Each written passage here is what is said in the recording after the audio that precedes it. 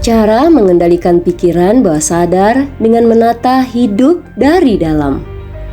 Pikiran bawah sadar adalah bagian dari diri kita yang bekerja tanpa kita sadari, tetapi memiliki pengaruh besar dalam menentukan sikap, keputusan, bahkan nasib kita. Bayangkan pikiran kita seperti gunung es. Pikiran sadar hanya tampak di permukaan, sementara pikiran bawah sadar tersembunyi di bawah air dan jauh lebih besar pengaruhnya. Namun karena sifatnya yang tersembunyi, pikiran bawah sadar seringkali menjadi tempat di mana ketakutan, trauma, keinginan, atau bahkan potensi besar kita tertanam. Dalam kehidupan sehari-hari, kita sering mendapati diri kita bertindak berdasarkan pola pikir otomatis yang berasal dari bawah sadar. Untuk itu, memahami dan mengendalikan pikiran bawah sadar adalah langkah penting dalam menciptakan kehidupan yang lebih terarah, damai, dan penuh makna.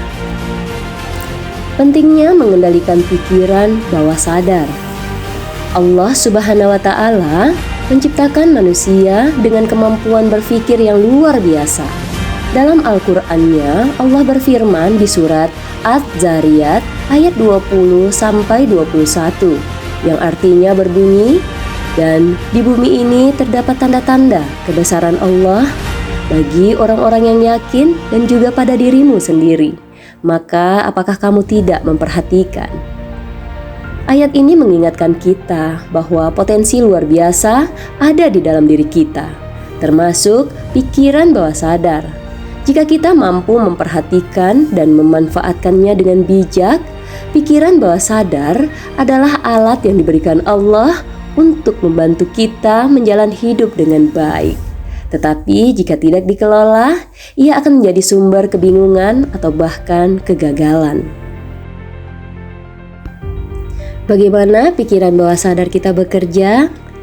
Pikiran bawah sadar tidak menilai, tidak mempertimbangkan, dan tidak mempertanyakan. Ia hanya menerima apapun yang kita masukkan ke dalamnya, baik melalui pikiran sadar, emosi, atau kebiasaan yang diulang-ulang. Misalnya, jika kita terus-menerus berkata pada diri sendiri, "Aku tidak mampu," maka pikiran bawah sadar akan mempercayainya dan menjadikannya kenyataan di dalam tindakan kita. Namun jika kita mulai mengganti pola tersebut dengan pikiran seperti "Aku mampu dan aku harus terus berusaha," pikiran bawah sadar akan mulai menyesuaikan tindakan kita untuk mendukung keyakinan tersebut. Seperti kata Napoleon Hill, penulis Think and Grow Rich, apapun yang dapat dipahami dan diyakini oleh pikiran pasti dapat dicapai. Langkah-langkah mengendalikan pikiran bawah sadar yang pertama yaitu memulai dengan niat dan doa. Segala sesuatu dalam ajaran agama Islam dimulai dengan doa.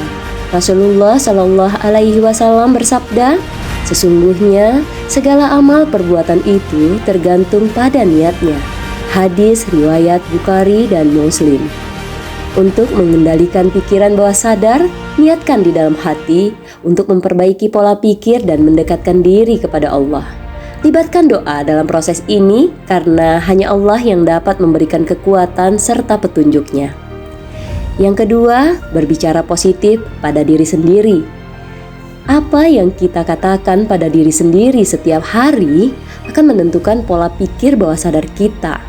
Cobalah mengganti pikiran negatif dengan afirmasi positif seperti "Aku mampu mengatasi setiap tantangan, aku bisa menerima diriku dengan cinta dan syukur," dan lainnya. Dan afirmasi ini adalah bentuk zikir modern yang dapat membantu menenangkan hati dan menyelaraskan pikiran. Dalam Al-Quran, Allah berfirman di dalam surat Ar-Ra'd ayat 28, yaitu, "Ingatlah, hanya dengan mengingat Allah, hati menjadi tentram." Yang ketiga adalah visualisasi. Bayangkan tujuan atau impian Anda dengan sangat jelas. Misalnya jika Anda ingin sukses dalam pekerjaan, visualisasikan diri Anda bekerja dengan penuh semangat, mendapatkan apresiasi dan mencapai target. Visualisasi ini akan membantu pikiran bawah sadar menciptakan jalan menuju tujuan tersebut. Yang keempat adalah mengubah kebiasaan. Kebiasaan adalah pintu masuk menuju pikiran bawah sadar. Mulailah membangun kebiasaan-kebiasaan kecil yang positif seperti bangun pagi, membaca buku, atau berolahraga. Seiring waktu, kebiasaan ini akan menjadi pola otomatis dalam hidup kita. Yang kelima yaitu meditasi, berdoa, serta refleksi. Meditasi atau zikir adalah cara untuk menjernihkan pikiran dari kekacauan sehari-hari dan menyelaraskan pikiran bawah sadar. Dalam keheningan, kita bisa merenungkan apa yang dapat dan apa yang benar-benar penting dalam hidup dan membangun kedekatan kita dengan Allah Subhanahu wa Ta'ala. Contoh kehidupan, kisah seorang pemuda dan ujian hidupnya. Seorang pemuda merasa hidupnya penuh kegagalan.